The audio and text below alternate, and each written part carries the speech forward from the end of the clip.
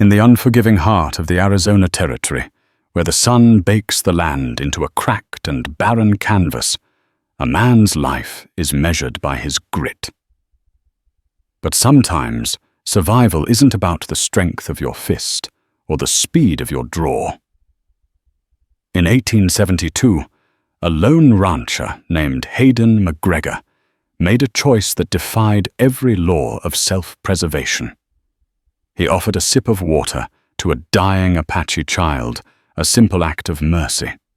He had no way of knowing that this child was the son of the most feared warrior in the territory, or that his kindness would soon bring 300 silent warriors to his door, not with thanks, but with the promise of a bloody reckoning. This is the true story of how one man's compassion placed him at the heart of a conflict that could have set the entire frontier ablaze. The Arizona sun was a merciless hammer, beating down on the dust-choked expanse of Hayden McGregor's ranch. It was a hard land for a hard man, and Hayden was forged from the very rock and grit of the territory. His face was a road map of long years and short joys. His hands gnarled and calloused from roping cattle and mending fences that seemed to stretch into eternity. He worked his spread south of the Mogollon Rim alone, save for his one ranch hand, a wiry old-timer named Pete Dawson. Loneliness was a constant companion, a quiet spectre that sat with him during his meager suppers and rode with him under the vast star-dusted sky. It had been 5 years since the diphtheria had come like a thief in the night, stealing away his wife Sarah and their 6-year-old son Daniel. The silence in his small, sturdy ranch house was often louder than the fiercest desert storm. All he had left of them were memories as faded and precious as the small, carved wooden horse Daniel used to clutch in his sleep. It was on a Tuesday, during the suffocating heat of late afternoon, that he first saw it. He was riding the southern fence line, checking for breaks where coyotes or bolder predators might slip through. His horse, a steady bay named Boulder, suddenly shied its ears, twitching nervously. Hayden squinted his eyes, tracing the shimmering heat haze. There, huddled in the scant shade of a mesquite tree, was a small, still form. His first thought was a calf, strayed and overcome by the heat. But as he drew closer, the shape resolved itself into something far more dangerous. It was a child, an Apache child. Every instinct, every cautionary tale, whispered in saloons and preached by fearful settlers, screamed at him to turn back. The Chiricahua Apache, led by their brilliant and fearsome chief Cochise, were a ghost wind on the plains. They had been at war with the white man for years. A bloody and brutal affair of raids, ambushes, and broken treaties. To be found with one of their own, especially a child, could be a death sentence. It could be seen as a kidnapping, an unforgivable trespass. Hayden reined Boulder to a halt, his hand hovering near the Colt Peacemaker, holstered at his hip.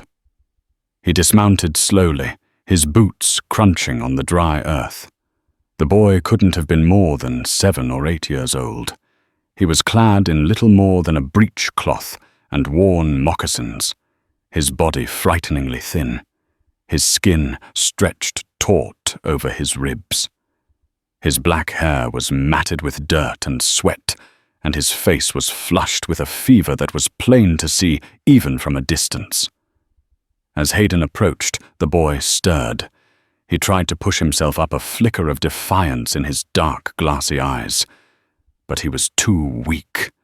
A dry, rasping cough shook his small frame, and he collapsed back into the dust. He was dying, not just of thirst or hunger, but of sickness. Hayden stood frozen, a war raging within him. The world saw an Apache, a future warrior, an enemy, but all Hayden saw was a child, helpless and alone, burning with fever under the relentless sun.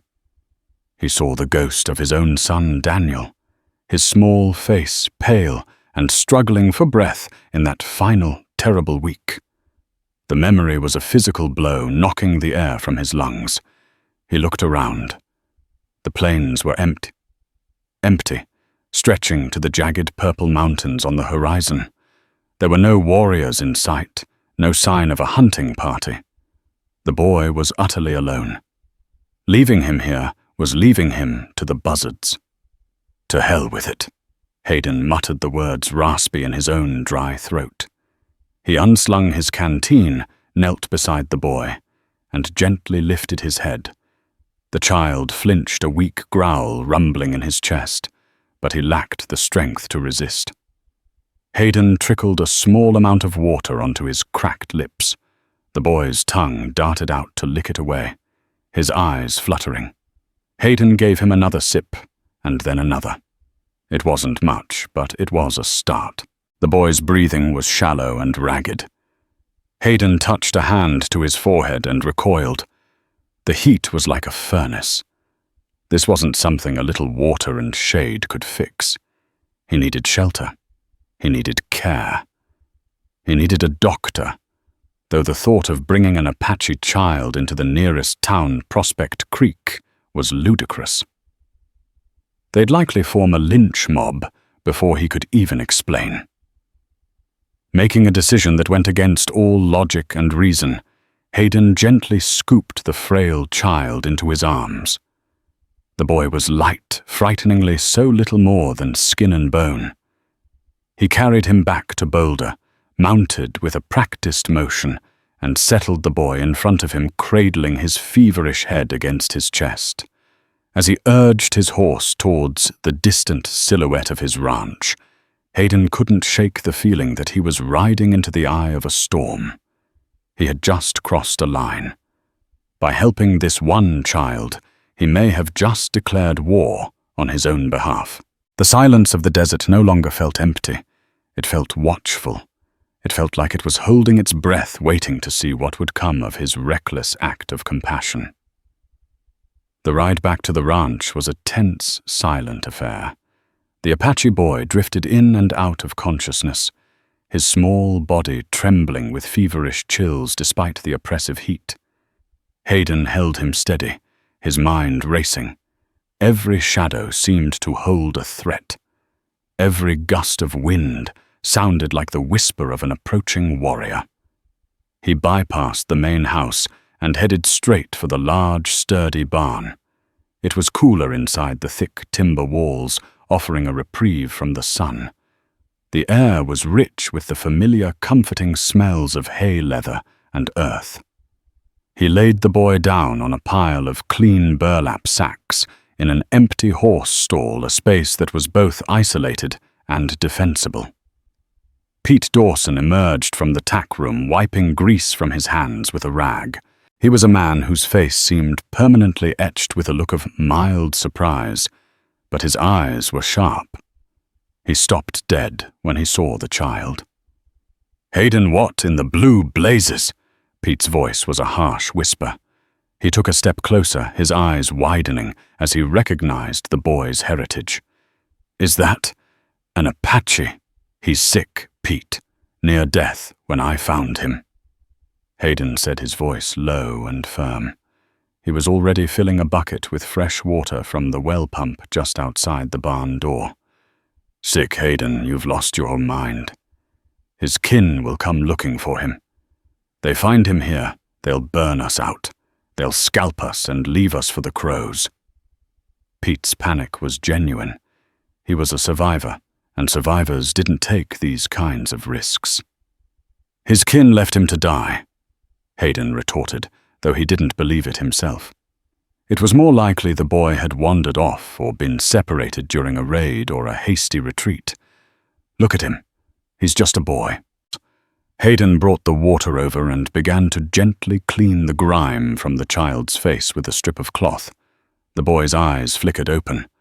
They were dark and intelligent, but clouded with fever and fear. He recoiled from Hayden's touch, a weak whimper escaping his lips. Easy now, son. Easy. Hayden soothed his voice, the same one he'd used to calm spooked horses and his own frightened child years ago. Ain't nobody gonna hurt you here. For the next few hours, Hayden and a reluctant Pete worked to make the boy comfortable. They forced small sips of water and a thin broth made from boiled jerky between his lips. The boy fought them at every turn, his small hands pushing weakly at Hayden's chest. He spoke in a language Hayden didn't understand, his words sharp and guttural, despite his weakness. He's cursing you, I reckon, Pete grumbled, keeping his distance. Telling you what his pa is gonna do to you when he finds you. Let him, Hayden said. Long as he's breathing, he can curse me all he wants. As night fell, the fever worsened. The boy began to thrash in his delirium, his cries echoing softly in the vast space of the barn. He called out names Hayden didn't know, his voice filled with a desperate, heart-breaking plea. Hayden sat with him, bathing his forehead with cool water, holding him steady during the worst of the seizures.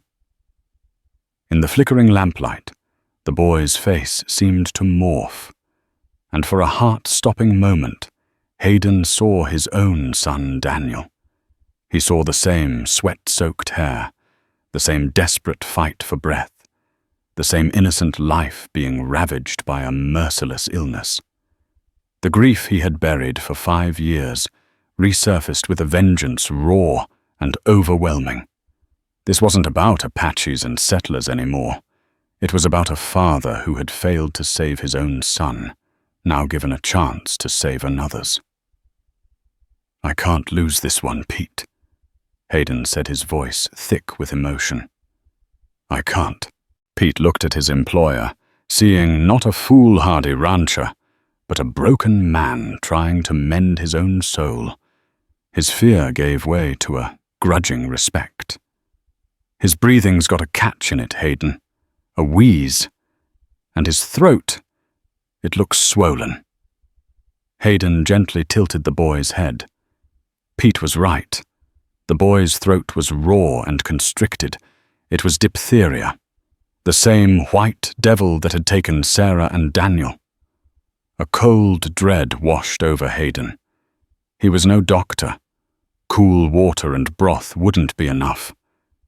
He knew the brutal progression of the disease, the fever, the weakness, the grey membrane that would grow in the throat until the child suffocated. He needs a doctor, Hayden said, his decision made. You can't be serious, Pete breathed. Take him into Prospect Creek. They'll string you up from the nearest cottonwood. Deputy Stillwell would do it himself and call it civic duty. Deputy Frank Stillwell was a man who harbored a deep, venomous hatred for all Native Americans. He was a hard man, in a hard town, known for his quick temper and his quicker trigger finger. Bringing an Apache child to him would be like handing a rabbit to a wolf. I'm not taking the boy to Stillwell. I'm taking myself to Doc Cartwright, Hayden declared. He's a man of medicine, a man of God. He'll understand. He's also a man who likes living, Pete countered grimly. And helping an Apache is a good way to stop doing that around here. Hayden stood up, his jaw set. You stay here. Bar the door. Don't let anyone in or out. Keep him cool and keep water in him. I'm riding now. With luck, I'll be back before dawn. He didn't wait for Pete to argue. He grabbed his hat and his rifle, his mind already on the dark 20-mile ride to Prospect Creek. He was trading one danger for another, leaving the threat of unseen warriors for the very real and predictable hatred of his own kind. As he saddled a fresh horse, the boy let out another pained cry from the barn. The sound spurred Hayden on, erasing any last-ditch doubts. He was in this now all the way. The consequences would have to wait. The ride to Prospect Creek was a journey through a landscape of ink and shadows. The moon was a sliver offering little light, and Hayden pushed his horse hard. his thoughts a maelstrom of fear and resolve. Every coyote's howl, every rustle in the scrub brush sent a jolt of adrenaline through him. He wasn't just a rancher anymore. He was a man with a secret that could get him killed from two different sides. He reached the outskirts of Prospect Creek as the first hint of gray lightened the eastern sky. The town was a collection of raw timber and adobe buildings huddled along a single dusty street, a testament to the stubbornness of men in a land that didn't want them. The saloons were dark and quiet, the air still and cool before the heat of the day. Hayden dismounted in front of the small clapboard house with the neat sign out front, Dr. Adam Cartwright, physician and surgeon. He tied his horse and took a deep breath before knocking on the door. After a long moment, a light appeared in the window, and the door creaked open to reveal a man in his late 50s with thinning grey hair, a kind but weary face, and spectacles perched on his nose. "Hayden, what on earth?" Dr. Cartwright asked, clutching his nightrobe. "Is everything all right at the ranch?" "Adam, I need your help," Hayden said, his voice low and urgent. "And I need your discretion." The doctor's expression grew serious. He ushered Hayden inside into a small study that smelled of antiseptic and old paper. "What is it? Is it Pete?" Hayden paced the small room, struggling to find the right words. "I found a child, on my land. He's sick, real sick. I think it's diphtheria." Dr. Cartwright's face paled. "My God, another outbreak. We need to alert the town, set up a quarantine."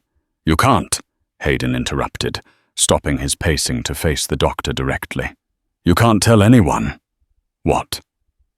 "Why not secrecy is the worst thing for an outbreak." Hayden hesitated, then let out a heavy sigh. "The boy. He's an Apache." The silence that followed was absolute. Dr. Cartwright stared at Hayden as if he'd grown a second head. He slowly sank into a chair, removing his spectacles and rubbing the bridge of his nose. "An Apache," he repeated, not as a question, but as a statement of disbelief. "Hayden, do you have any idea what you've done?" "What you're asking?" "I'm asking you to help a sick child," Hayden said, his voice hardening. "The same way you tried to help my Daniel." The mention of his son struck a nerve. The doctor looked down at his hands, his professional duty warring with his instinct for survival. "The risk, if Deputy Stillwell finds out, he'd see it as aiding the enemy. He could arrest us both. Or worse, the townspeople. That's why you have to come to my ranch. No one will see you. I have him in the barn.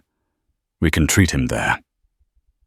"And what happens when his people come looking for him?" Cartwright pressed his voice laced with fear. "They won't ask questions, Hayden. They'll see you a white man with their missing child, and they will rain down hell upon you, and anyone with you." "I'll take that risk," Hayden stated flatly. "But he'll die without your help. I've seen this disease before, Adam. You know I have. He doesn't have much time." Dr. Cartwright was a good man, a man who had taken the Hippocratic Oath seriously his entire life. He looked at Hayden's desperate, determined face and saw a reflection of his own duty. He let out a long, shuddering sigh of resignation.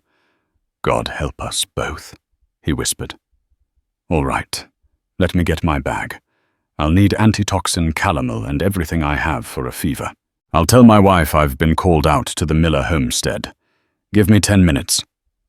Relief, potent and overwhelming, washed over Hayden. "Thank you, Adam. I won't forget this." "Oh, I doubt either of us will," the doctor replied grimly. As Dr. Cartwright gathered his supplies, Hayden stepped outside to wait. The town was beginning to stir. The blacksmith was firing up his forge, the smell of coal smoke tainting the morning air. A few early risers nodded at him, their curiosity piqued by his pre-dawn arrival. Then he saw him. Deputy Frank Stillwell stepped out of the sheriff's office, hitching up his gun belt. Stillwell was a tall, lean man, with cold, pale eyes that missed nothing. He had a reputation for brutality that even the hard cases in the saloons respected. His gaze swept the street and landed on Hayden, narrowing with suspicion. "McGregor," Stillwell called out, his voice like gravel. "You're a long way from your cattle for this time of day." Town business deputy," Hayden said, keeping his voice even, his heart pounding in his chest. Stillwell strolled across the street, his spurs ringing a menacing rhythm on the hard, packed dirt. He stopped a few feet from Hayden, his eyes raking over him, looking for any sign of trouble. "Funny. I'm the law in this town, and I don't recall any business that involves you." "Just visiting the doc," Hayden said, nodding toward the house just as Dr. Cartwright emerged with his medical bag. The doctor gave a nervous smile. "Morning, Frank. Hayden just needed some poultice for a gash one of his bulls gave him." It was a plausible lie, but Stillwell's suspicion didn't waver. His gaze flickered from the doctor's overly full bag to Hayden's clean, ungashed appearance. "A bull, huh? Must have been a nasty one to get you to ride 20 miles in the dark." "It was," Hayden said flatly, meeting the deputy's cold stare. Stillwell let the silence stretch, a smug smirk playing on his lips. "You be careful out there, McGregor. Lots of trouble on the plains these days. Cochise's dogs have been raiding near the San Pedro. If you see any sign of 'em, you fire 3 shots and we'll ride out. We're overdue for a good hunt." The casual cruelty in his voice made Hayden's blood run cold. Stillwell wasn't just law enforcement. He was a predator looking for an excuse. "I'll keep that in mind, Deputy," Hayden said. He and the doctor mounted their horses, acutely aware of Stillwell's eyes boring into their backs as they rode out of town. They didn't speak until Prospect Creek was a mere speck behind them. "He knows," Dr. Cartwright said, his voice trembling slightly. "He doesn't know what, but he knows we were lying." "Let him," Hayden replied, urging his horse into a faster trot. "All that matters now is getting back to the boy." They rode hard, the morning sun climbing higher in the sky, casting long shadows behind them. But it wasn't the shadows on the ground that worried Hayden. It was the shadow of Deputy Stillwell's hatred, and the even larger, more terrifying shadow of the coming Apache retribution. He had found an ally, but he had also alerted his enemy. The race against time had begun. The sun was high and hot by the time Hayden and Dr. Cartwright reached the ranch. The place was quiet, almost unnaturally so. Pete met them at the barn, his face etched with worry. "He's worse, Hayden," Pete said, barely sparing the doctor a glance. "The fever's raging. He's been fighting for every breath." They hurried inside. The barn was dim and sweltering. The Apache boy lay on the burlap sacks, his small chest heaving with a terrible rasping sound. A thin sheen of sweat covered his body, and his eyes were rolled back in his head. Dr. Cartwright wasted no time. He set his bag down, rolled up his sleeves, and went to work. "Pete, keep a wet cloth on his head. Hayden, I need you to hold him. He's going to fight this." The next hour was a desperate battle. The doctor administered a dose of the precious antitoxin, a painful injection that made the boy scream a raw, terrified sound. He pried the boy's mouth open to examine his throat, confirming their fears. A thick greyish membrane was beginning to form over his tonsils and airway. "It's advanced," the doctor said, his face grim. "But we have a chance. The antitoxin will fight the poison, but we have to keep the fever down and his airway clear. It's going to be a long night." They worked tirelessly through the day and into the evening. Hayden, a man used to the brute force of ranching, found a gentleness he thought he had buried with his son. He held the boy, spoke to him in a low, soothing murmur, and wiped the sweat from his brow. He was no longer an Apache or a white man. He was simply a man caring for a child. Pete, his initial fear, replaced by a grudging sense of duty, kept a steady supply of fresh water and clean cloths. As dusk settled, a change occurred. The boy's breathing, while still labored, seemed to lose some of its ragged edge. The terrible body-racking shivers subsided, and he fell into a deep, blessedly still sleep. "The fever's broken," Dr. Cartwright whispered, slumping against a stall post in exhaustion. "The worst may be over. He's a strong child. Incredibly strong." A wave of relief so profound it left Hayden light-headed washed over him.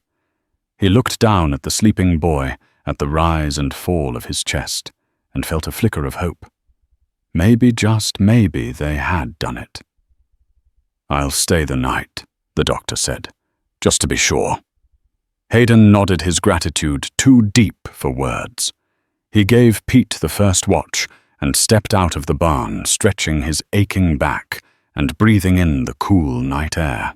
The moon was brighter now, casting the ranch and the surrounding plains in a stark silver light. It was peaceful. And then he saw it. At first, it was just a flicker of movement on the ridge to the east. He squinted, thinking it was a deer. But then there was another, and another. Silhouettes. Men on horseback, sitting perfectly still watching the ranch. He scanned the horizon. To the north, more figures stood against the skyline. To the west, the same. His blood ran cold. They weren't moving. They weren't charging. They were just appearing, materializing out of the twilight like spirits of vengeance. He ducked back into the barn, his heart hammering against his ribs. "Pete, Doc, get away from the door." "What is it?" Pete asked, his hand instinctively going to the shotgun he kept propped in the corner. "They're here." Hayden breathed, his voice barely audible. He peeked through a crack in the heavy barn door. There were dozens of them now, maybe hundreds, forming a loose, silent circle around his property. They were too far to see their faces, but he could make out the eagle feathers in their hair, the glint of moonlight on rifle barrels and lance tips. Chiricahua warriors. They moved with a chilling, disciplined silence, taking up positions with an unnerving purpose. There were no war cries, no threatening yells. The silence was far more terrifying. It was the silence of absolute confidence, the silence of judges who had already passed their sentence. Dr. Cartwright crept to the door and looked for himself. A choked gasp escaped his lips. "My God, there must be hundreds." 300, I'd wager, Pete whispered, his face ashen. Cochise's entire war party. Hayden's hope curdled into black dread. They hadn't come for a negotiation. They had come for extermination. They believed he had stolen their chief's son, for who else could this important child be? And they had surrounded him, cutting off all escape. He was trapped. He, Pete, and the doctor were trapped in a wooden box at the mercy of 300 of the most formidable warriors on the continent.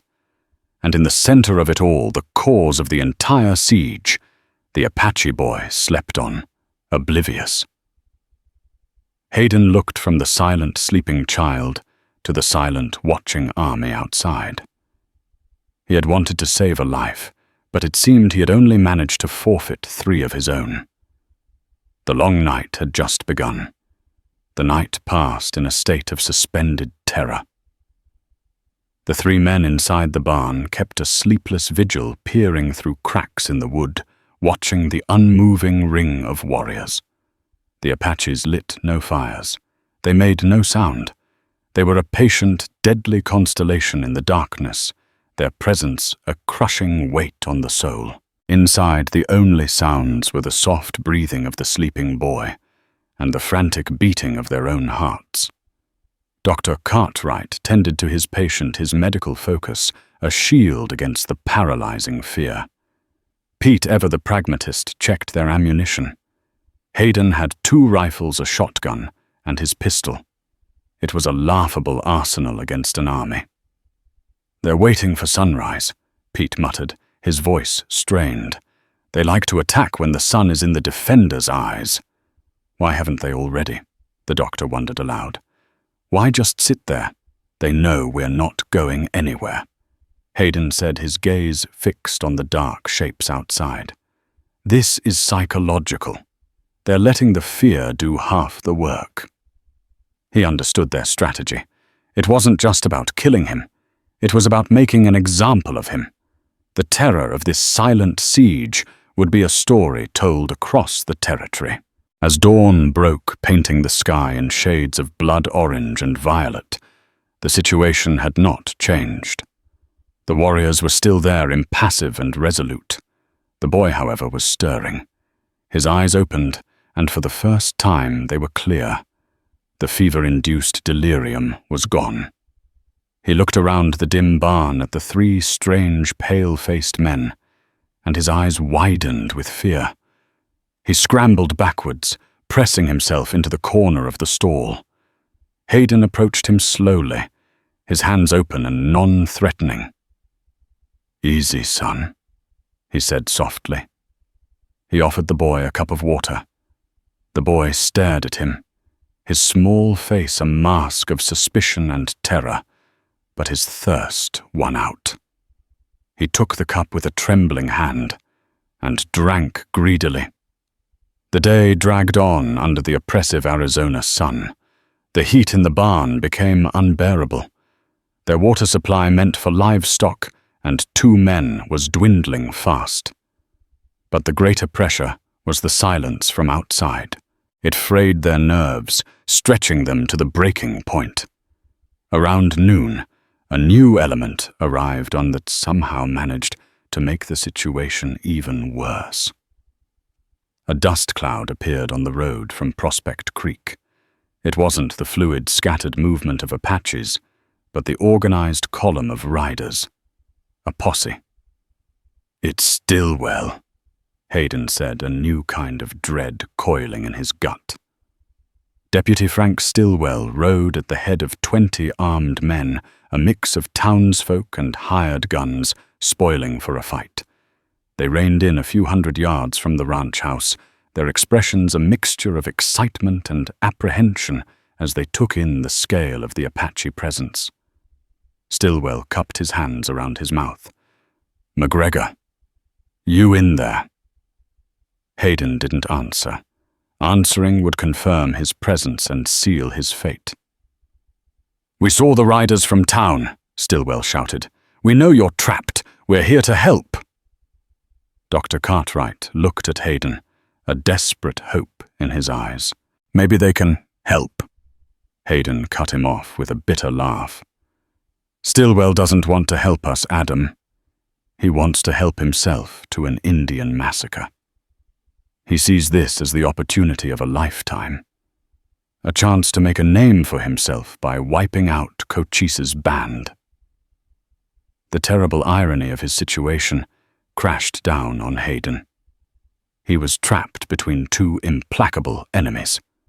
To the Apaches, he was a kidnapper who must be punished. To Stillwell's posse, he was bait, a convenient excuse for the slaughter they craved. If he surrendered to the posse, they might rescue him, but they would undoubtedly trigger a battle that would kill everyone, including the boy he had tried so hard to save. If he stayed put, the Apaches would eventually lose their patience and attack. A warrior more magnificently dressed than the others, with a feathered war bonnet and a bearing of command, rode forward from the Apache line. He stopped holding a single lance high. It was a clear signal. This was their leader. This had to be Cochise himself. Stillwell and his men saw him, too. A nervous energy rippled through the posse. They raised their rifles, eager for the fight to begin. Cochise stared not at the posse, but directly at Hayden's barn. His gaze was so intense, Hayden felt it through the timber walls. He was a father, Hayden realized, looking at the place where he believed his son was being held captive. His patience was not infinite. "They're going to start shooting at each other," Pete said, his voice grim. "And we're right in the middle." Hayden looked from the heavily armed posse to the silent, waiting warriors.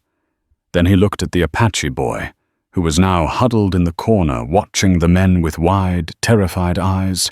In that moment, a desperate, insane plan began to form in Hayden's mind. He couldn't fight either side, let alone both. He had to talk to them. Not to Stillwell, whose motives were clear and vile, but to Cochise. He had to walk out of the barn, unarmed. "Pete, give me a clean white cloth," Hayden said, his voice steady. "What for? A flag of surrender?" Pete asked, confused. "No," Hayden replied, his eyes locked on the imposing figure of the Apache chief. "A flag of truce. I started this by trying to save that boy. I have to finish it the same way. They'll kill you before you take 5 steps." Dr. Cartwright warned, his face pale with horror. "Maybe," Hayden conceded. "But if I stay here, we're all dead for sure. Stillwell's posse will see to that. This is the only chance we have. The only chance any of us have." He was no longer just protecting himself or the boy. He was now standing between 2 armies, the sole keeper of a fragile peace that was about to shatter. He had to prevent the massacre that Stillwell so eagerly desired. He had to face the wrath of a father and a chief armed with nothing but the truth. The decision once made settled in Hayden's gut like a stone. Fear was still there, a cold, sharp-edged thing, but it was overshadowed by a strange sense of clarity. Every other option led to a bloodbath. This path, as suicidal as it seemed, was the only one that held a sliver of a chance for life. Pete handed him a piece of a clean flour sack. It was a poor substitute for a proper flag, but it would have to do. Hayden took off his gun belt, letting it fall to the dirt floor with a heavy thud. The gesture felt monumental, as if he were shedding the entire identity of a frontiersman defined by his readiness for violence. "Hayden, don't," Pete pleaded, his voice cracking. "This is a fool's errand." The fool's errand was thinking I could do this without consequence. Hayden replied, his voice quiet but firm. He looked at Dr. Cartwright. "Doc, if this goes bad, you tell them what happened. You tell the story." The doctor could only nod his throat, too tight for words. Hayden turned his attention to the Apache boy. He knelt down, moving slowly, so as not to frighten him further. He looked into the boy's dark, intelligent eyes. "I don't know if you understand me," he said, his voice gentle. "But your father is outside. I'm going to try and talk to him. I'm going to try and take you home." The boy just stared, his expression unreadable.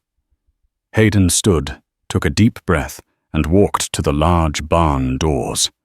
"Pete, open it!" With trembling hands, Pete lifted the heavy wooden bar.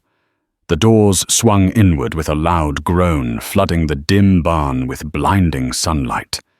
Hayden squinted his eyes, adjusting to the glare. The world outside was perfectly still, a tableau of imminent violence.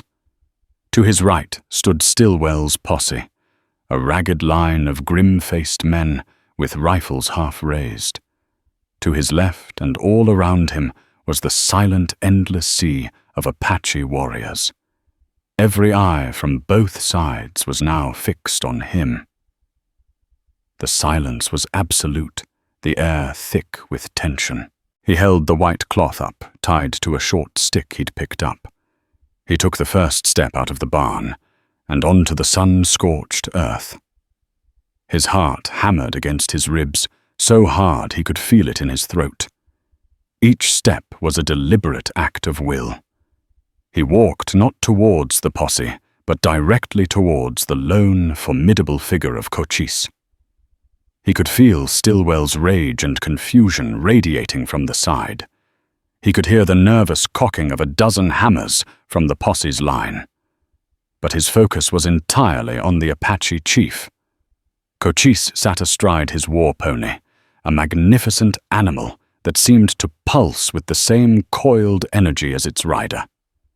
He was a man in his prime, his face a mask of stern authority and deep personal grief. His eyes, dark and piercing, followed Hayden's every move. He made no gesture to stop him, nor to welcome him. He simply watched. Hayden stopped about 30 yards from the chief, a space of no man's land between the three forces, the barn, the posse, and the Apache army. He stood alone in the center of the deadly triangle. He held the white cloth high. He had no plan, no eloquent speech prepared. He only had the truth. "Cochise!" he called out, his voice stronger and clearer than he expected. He had learned a few words of the Apache language and a smattering of Spanish, the trading tongue of the region, and hoped it would be enough. He pointed to himself. "Hayden McGregor," he said. Then he pointed to the barn. "Your son is in there." A low murmur rippled through the Apache ranks. Cochise's expression remained unchanged, but his knuckles whitened on the lance he held. "He was sick." Hayden continued, switching to broken Spanish, hoping someone could translate. "Enfermo. Mucho enfermo." He gestured to his own throat, mimicking the act of choking. "The sickness that chokes. I did not steal him. I found him. I brought him here to save him." From the posse's line, Stillwell's voice boomed across the clearing. "Don't listen to him, Cochise. He's a liar. He's the one who took your boy. Let us handle him for you. We'll give you justice." Hayden shot a glare at the deputy. Stillwell was trying to ignite the flame, to turn the Apaches on him, so the posse would have an excuse to open fire. Cochise's gaze flickered towards Stillwell, a look of utter contempt on his face. He despised the white men, from the town men, who spoke of justice while their hands were stained with the blood of his people from a dozen broken treaties and ambushes. He turned his attention back to Hayden. An older warrior next to Cochise spoke to his chief in their native tongue, then addressed Hayden in more fluent Spanish. "The great chief Cochise asks why we should believe the words of a white man. All white men are liars." This was the crucial moment. Words were not enough. He needed proof. "The proof is in the barn," Hayden said, his mind racing. "A doctor is with him, a medicine man. He saved him." He looked back towards the dark opening of the barn, praying for a miracle. And then the miracle happened. As if drawn by the sound of his father's name, the boy appeared.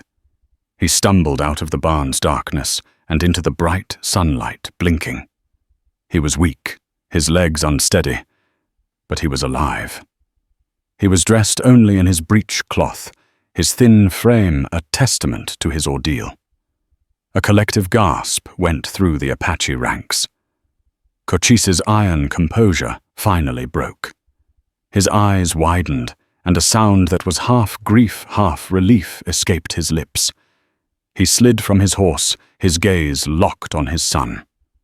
The boy saw his father. "Tachi," he whispered, his voice weak. "Father," He took a hesitant step forward, then another. The boy's name was Taza. He was not just any Apache child. He was Taza, the son of Cochise himself. Hayden suddenly understood the sheer scale of the situation. He hadn't just saved a random boy. He had saved the heir to the entire Chiricahua nation. Taza stumbled, his legs giving way. Before Hayden could move, Cochise was striding forward. His warrior's bearing replaced by that of a desperate father. He met his son in the middle of the yard, sweeping him up into his arms and holding him tight. He buried his face in the boy's hair, speaking to him in soft, urgent Apache. Taza, safe in his father's embrace, lifted a weak arm and pointed. Not at Stillwell, not at the posse. He pointed directly at Hayden McGregor. The world held its breath. Every warrior's hand tightened on his weapon. Stillwell's posse tensed fingers on their triggers, assuming the boy was identifying his captor. A single word from Taza, a single accusation, and the clearing would erupt in a storm of bullets and arrows. Cochise looked from his son to Hayden, his face an unreadable mask of authority and emotion. He spoke to Taza in their tongue, his voice low and questioning. Taza responded, his own voice weak but clear. He spoke for a few moments, gesturing again towards Hayden, then towards the barn, and then touching his own throat. Hayden couldn't understand the words, but he could read the story in the boy's gestures. It was a story of sickness, of choking, of being cared for inside the dark, cool barn. It was a story of salvation, not capture. The old warrior who had translated before spoke again, his voice ringing with authority. Taza, son of Cochise, says this man did not harm him. He says the white eyes gave him water when he was dying in the sun. He says this man and another worked to drive the evil spirit from his throat. A wave of disbelief and confusion washed over the faces of the warriors. They had come for vengeance, steeled for a bloody battle to reclaim their chief's son from a kidnapper. The truth was, something their experience with the white man had never prepared them for. Cochise stood holding his son and took a long, hard look at Hayden. He saw not a thief or an enemy, but a man standing alone and unarmed, a man who had risked everything for a child that was not his own. He saw the truth in Hayden's eyes, a truth now confirmed by his own son. "You speak truth," Cochise said, his voice a low rumble that carried immense weight. He spoke in the direct, clear Spanish he reserved for solemn occasions. "You saved the son of Cochise." Stillwell, seeing his chance for a glorious massacre slipping away, could not contain his fury. "It's a trick," he bellowed, his face red with rage. "He's a damn Indian lover. He's been aiding them all along. Fire, men, fire." A few of the more hot-headed members of the posse raised their rifles, but most hesitated, confused by the turn of events. They saw a father reunited with his son, not a prelude to battle. But before any of them could shoot, Cochise acted. With a sharp, guttural command, 200 Apache warriors instantly raised their bows and rifles, every single weapon aimed directly at Stillwell and his posse. The message was unmistakable. The man they had come to kill was now under their protection.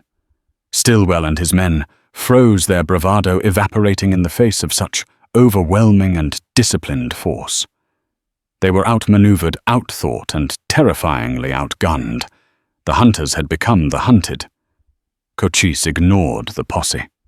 He walked towards Hayden, stopping just a few feet away. The chief was an imposing figure, radiating a power that had nothing to do with weapons. "You have done a great thing," Cochise said. "You have shown a courage that is not known among your people. You did not see an Apache. You saw a child." Dr. Cartwright, seeing the immediate danger had passed, emerged cautiously from the barn. He walked over to stand beside Hayden, a silent show of solidarity. Cochise inclined his head slightly towards the doctor. "And you are the medicine man." "I am," Dr. Cartwright said, his voice steady. "My son lives because of you," Cochise stated. It was not a thank you, but a statement of fact of a debt incurred, a debt of honor. He turned his piercing gaze back to Stillwell, who was now sweating profusely. "You," Cochise called out, his voice dripping with contempt. "You came for blood. My land is weary of men like you. Leave this place. Tell your people that the ranch of Hayden McGregor is now under the protection of the Chiricahua. It is a place of peace. Anyone who brings violence here will answer to me." Stillwell, humiliated and utterly defeated, could do nothing. He spat on the ground, his face a mask of impotent fury. "Let's go," he snarled at his posse. Without another word, he wheeled his horse around and led his men in a dusty, ignominious retreat back towards Prospect Creek. The tension in the clearing finally broke. The warriors lowered their weapons. A few of them dismounted their expressions, shifting from hostility to a profound, grudging respect for the lone rancher who had faced them down with nothing but the truth. Hayden stood tall, the flour sack flag still clutched in his hand, as the great chief Cochise offered him a nod, a gesture of respect from one powerful man to another. The verdict had been rendered, not with blood, but with honor. With the posse gone, an extraordinary scene unfolded on Hayden McGregor's ranch. Cochise, the most feared man in the territory, personally carried his son Taza back into the barn to rest on the clean burlap sacks.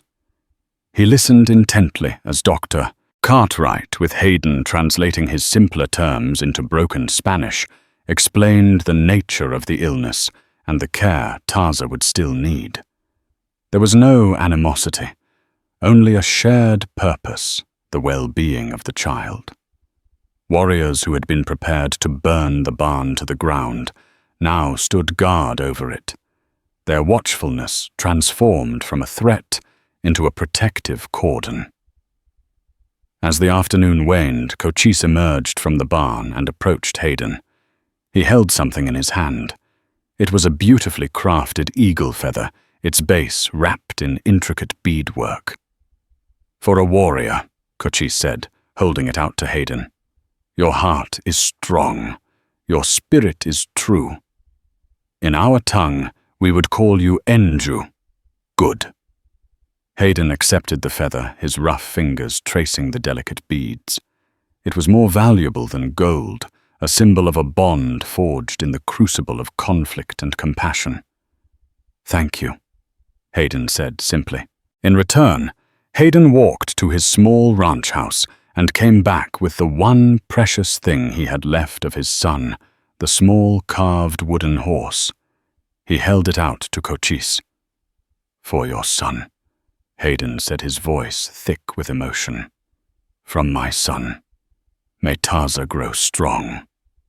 Cochise accepted the humble gift with a solemnity that honored its meaning.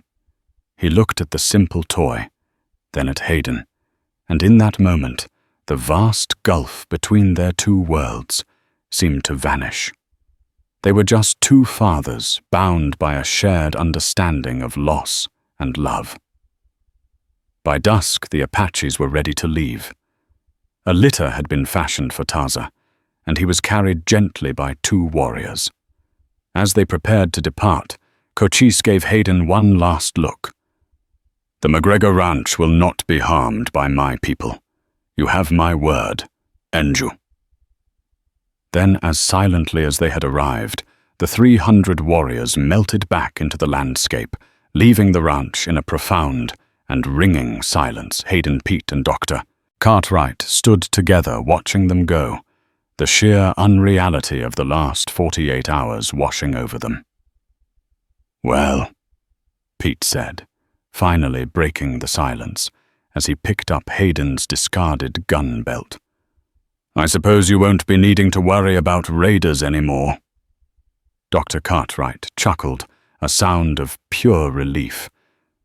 You're a local legend now, Hayden, whether you like it or not. The doctor's words proved prophetic.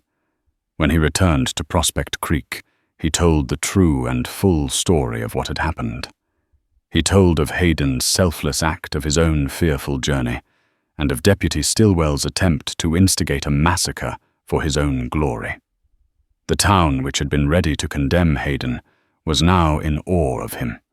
Stillwell became a pariah, his reputation ruined not by Apache arrows, but by the quiet courage of the man he'd tried to use as bait.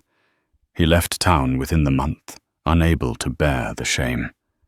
Hayden McGregor's life was never the same.